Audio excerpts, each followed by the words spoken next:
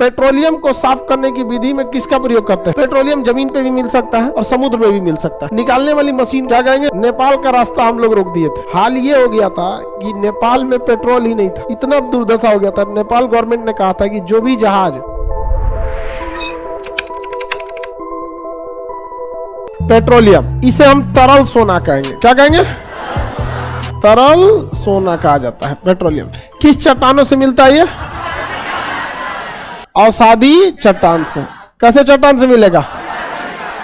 अवसादी चट्टान से मिलता है। कौन सा पदार्थ? पेट्रोलियम। पेट्रोलियम जमीन पे भी मिल सकता है, तो उसको भी बोर करके निकाला जाता है, और समुद्र में भी मिल सकता है। निकालने वाली मशीन को हम रीग कहते हैं। क्या कहेंगे? रीग कहेंगे। क्या कहेंगे? Rig, RIG, rig. पेट्रोलियम निकालने वाले को।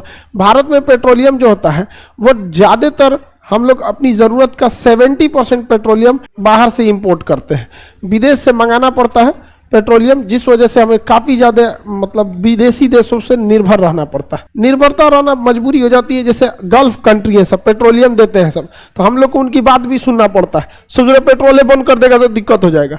याद कीजिए 2015 नेपाल का रास्ता हम लोग रोक दिए थे। वहां पे मधेसिया और आरक्षण को लेकर विवाद चल रहा था 2015 में, तो पूरा बॉर्डर बंद कर दिया गया था, बॉर्डर की तो सील कर दिया गया। तो नेपाल के पास अपना कोई बंदरगाह ही नहीं है, उसको भारत से जाना पड़ता, हम लोग रोक लिया कर दिए थे। हाल ये हो गया था कि नेपाल में पेट्रोल ही नहीं था, यहीं से जाता था, इंडियन ऑयल देती थी उसको। इतना दुर्दशा हो गया था। नेपाल गवर्नमेंट ने कहा था कि जो भी जहाज नेपाल में आके लैंड कर रहा है अपना एक्स्ट्रा तेल खुद ही लेके आना, यहाँ नहीं है, नहीं तो यही रह जाओगे। तो नेपाल को इतना दिक्कत हो गया था ना, रास्ते रोक दिया था। हम लोगों की अपनी 70% फ्यूल के लिए किस पर डिपेंड करता पड़ता है? 70% हम लोग क्या करते हैं? आयात करते हैं। 70% आयात, 30% ही हम निकाल पाते हैं अपने जरूरत का पेट्रोलियम। हम लोग कभी भी पेट्रोलियम को आयात करते हैं। पेट्रोलियम आयात करके इसे फ्रैक्शनल डिस्टिलेशन करते हैं। प्रभाजी आसवन, फ्रैक्शनल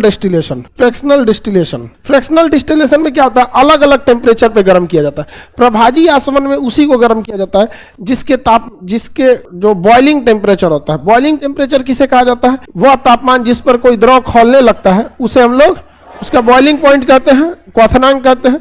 तो जब किसी पदार्थ के क्वथनांक में बहुत कम का अंतर हो, जैसे कोई ऐसा पदार्थ है जैसे पानी है 100 डिग्री सेल्सियस पे खौलता है, ठीक है, और चीनी है उसको ले जाएंगे 500 डिग्री सेल्सियस तो अब खौलेगा, तो कोई दिक्कत नहीं है, चीनी खौल जाएगा।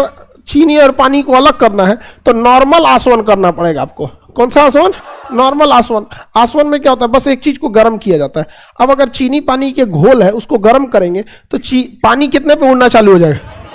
100 डिग्री पे पानी उड़ना चालू हो जाएगा, और चीनी उड़बे नहीं करेगा। चीनी उड़ेगा नहीं, तो ऑटोमेटिक पानी सारा उड़ गया और चीनी बैठ गया यहाँ पे, तो हम आराम से अलग कर सकते हैं। तो जब दो चीजों के क्वथनांक में बहुत ज्यादा का अंतर हो तो किस विधि का प्रयोग करते हैं? आसवन। ताकि एक गर्म होगा और उड़ना चालू कर देगा और कुछ देर में उड़ के खत्म हो जाएगा, अब बाकी वाला नीचे बैठा रह जाएगा। लेकिन क्या होगा कि अगर एक पानी के अंदर एक कोई ऐसा पदार्थ मिला रहे जिसका क्वथनांक 102 डिग्री सेल्सियस हो, लो अब गर्म कीजिए, अब दोनों को अलग करना है। अब दोनों पानी कितना पे उड़ जाएगा? 100, और उसमें मिला हुआ अशुद्धि 102 डिग्री। अगर खौलाएंगे तो पहले उड़ेगा पानी, और 2 मिनट बाद पीछे पीछे कौन चल देगा? 102 वाला हो गया, तो पतीली में कुछ नहीं बचेगा। कुछ बच पाएगा? नहीं बच पाएगा। तो इसलिए इस स्थिति में फिल्टर किया जाता है। क्या किया जाएगा? फिल्टर। अलग अलग फिल्टर चेंबर लगाया जाएगा। हर चेंबर का टेम्परेचर अलग रहेगा। जैसे नीचे वाला फिल्टर चेंबर का रहेगा, सबका रास्ता अलग है। इसका रास्ता इधर से दे देगा और इसका रास्ता इधर से। जिसको 102 पे खोलना होगा वो इधर से निकल जाएगा, और जिसको 100 पे खोलना होगा इधर से निकल जाएगा। तो इधर से 100 वाला निकल गया और 102 वाला इधर से निकल गया। अगर आपको इधर से पकड़ना है, किसी को अलग करना है, तो यहाँ एक तो कोई और खीप लगा दीजिए या कुछ भी बर्तन लगा दीजिए। 102 वाला इधर इकट्ठा हो गया और 100 वाला इधर है। अब आपकी जरूरत का है तो इसको भी इकट्ठा कीजिए, और नहीं है तो छोड़ दीजिए। तो जब कभी क्वथनांक में बहुत कम का अंतर हो तो किसका प्रयोग करते हैं? प्रभाजी आसन। प्रभाजी आसन में अलग अलग क्या बने होते हैं? चेंबर। अलग अलग चेंबर बने होते हैं, और सबका टेम्परेचर क्या होता है? अलग अलग होता है। तो पेट्रोलियम को साफ करने की विधि में किसका प्रयोग करते हैं? किसका? प्रभाजी आसवन का, जिससे अलग अलग पदार्थ बनना चालू होते हैं। Diesel, petrol, kerosene.